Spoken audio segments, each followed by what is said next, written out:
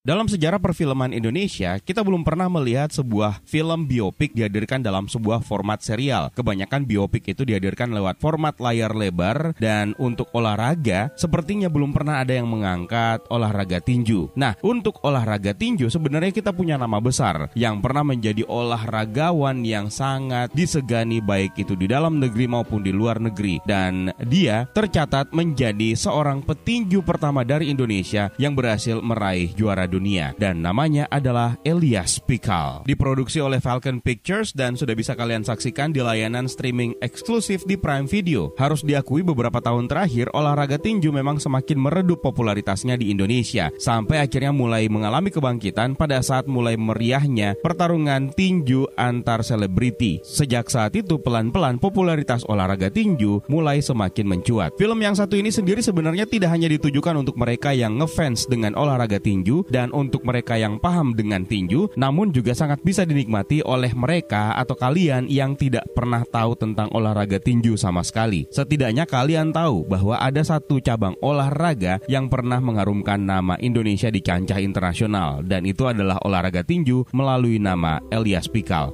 Nama yang cukup melegenda ini akhirnya dijadikan sebagai judul dari series yang akan kita bahas ini. Dibintangi oleh Denny Sumargo yang seketika bertransformasi, di mana di kehidupan nyata dia adalah atlet basketball, dan di sini dia berperan sebagai seorang atlet tinju. Pada dasarnya Denny Sumargo sebenarnya memang memiliki pengetahuan tentang tinju. Jadi harusnya Denny Sumargo tidak menemui halangan dan rintangan yang berarti untuk memerankan karakter Elias Pikal, apalagi untuk melakoni adegan di atas ring. Series ini sendiri sebenarnya memperlihatkan bagaimana kehidupan Elias Pikal pada saat dia masih kecil, dan ingatan yang paling membekas adalah ketika sang ibu, yaitu Mama Ana yang diperankan oleh Christine Hakim, memukuli Eli dengan rotan karena dia berkelahi dengan temannya. Namun di sisi lain, Om Alex yang diperankan oleh Norman R. Acuen justru menilai kalau Eli mempunyai potensi untuk menjadi petinju yang hebat. Sayangnya Mama Ana tidak pernah setuju kalau anaknya menjadi petinju. Karena larangan itulah akhirnya diam-diam Elias Pikal berlatih dengan Om Alex untuk menjadi petinju amatir di kotanya, yang kemudian dari titik inilah dia bisa membuktikan kepada Mama Ana tentang siapa dirinya yang sebenarnya. Beranjak dewasa, Elias Pikal akhirnya berangkat ke Jakarta dan memutuskan untuk bergabung dengan salah satu sasana tinju yang dimiliki oleh Rio Tambunan yang diperankan oleh almarhum Yayu Undru. Sampai akhirnya satu saat Elias Pikal mendapatkan lawan di Korea Selatan untuk menjadi seorang juara. Kemudian salah seorang promotor yaitu Boy Bolang yang diperankan oleh Darius Sinathrya mulai mengorbitkan Elias Pikal, dan Eli pun akhirnya mendapatkan kesempatan untuk bertarung memperebutkan gelar juara IBF kelas terbang super. Dan inilah yang akhirnya mengubah nasibnya menjadi profesional boxer pertama Indonesia yang menjadi juara dunia, yang kemudian bahkan dia mendapatkan sejumlah privilege sebagai seorang atlet ternama, dan tentu saja berhasil membanggakan Mama Ana. Yang menarik dari segi cerita tentang Elias Pikal karena terdapat pasang surut dalam karirnya, dan inilah yang berusaha untuk dimanfaatkan oleh Falcon untuk menciptakan sebuah film biopik yang memang menarik untuk diikuti.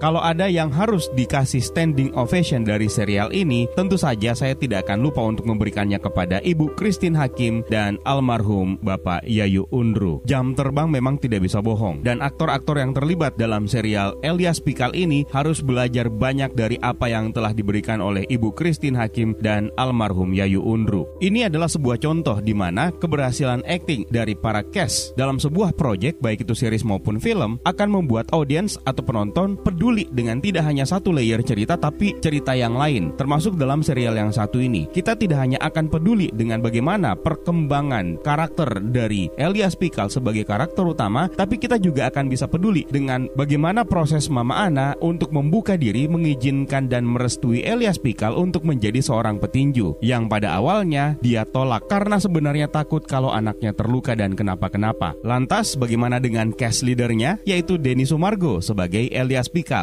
Harus saya akui satu hal yang saya tidak setuju dengan Denny Sumargo dalam serial ini adalah karena dia terlalu tinggi untuk ukuran Elias Pikal. Kulitnya juga bahkan terlalu putih. Namun secara akting, Densu tidak bisa disepelekan. Dibantu dengan makeup dan juga dibantu dengan pengambilan gambar yang memainkan peranan yang cukup penting untuk memperlihatkan dimensi dari karakter Elias Pikal yang dimainkan oleh Denny Sumargo. Pada saat sedang menjalani pertandingan, setnya juga dibuat sedemikian rupa dengan menghadirkan dan penonton yang cukup banyak yang membuat kita percaya kalau itu adalah sebuah pertandingan beneran. Penggunaan aksen atau logat Ambon juga menjadi daya tarik tersendiri sebenarnya untuk serial ini, yang membuat kita sebagai audiens bisa menjadi lebih dekat dan lebih mengenal masyarakat Ambon dan sekitarnya. Dan Herwin Novianto sebagai sang sutradara untuk serial ini berhasil menarik perhatian saya. Setelah sebelumnya, Herwin Novianto juga berhasil membuat saya berdecak kagum terhadap sebuah film remake yang berjudul Kembang Api. Dia juga berhasil membuktikan bahwa sebenarnya dia tidak miscast dengan memilih Denny Sumargo sebagai pemeran untuk Elias Pikal, karena dia ternyata bisa mengakali dengan menggunakan pengambilan gambar dari sudut-sudut yang tidak kita duga, yang membuat kita percaya bahwa dia adalah Elias Pikal, bukan Denny Sumargo. Sampai dengan video ini dibuat, sebenarnya saya baru menonton 2 episode awal, dan 2 episode terbaru akan dirilis setiap hari Kamis di setiap minggunya. Total keseluruhan berjumlah 6 episode, bisa kalian saksikan di Prime Video. Dan kalau kalian sudah nonton, coba kalian tuliskan bagaimana pendapat kalian tentang serial yang satu ini di kolom komentar di bawah ya, Universe. Terima kasih buat kalian yang sudah menonton, terima kasih atas membershipnya, terima kasih atas super thanks-nya, terima kasih atas sawerianya. It's time for me to sign out. My name is Eka, stay safe and until next time.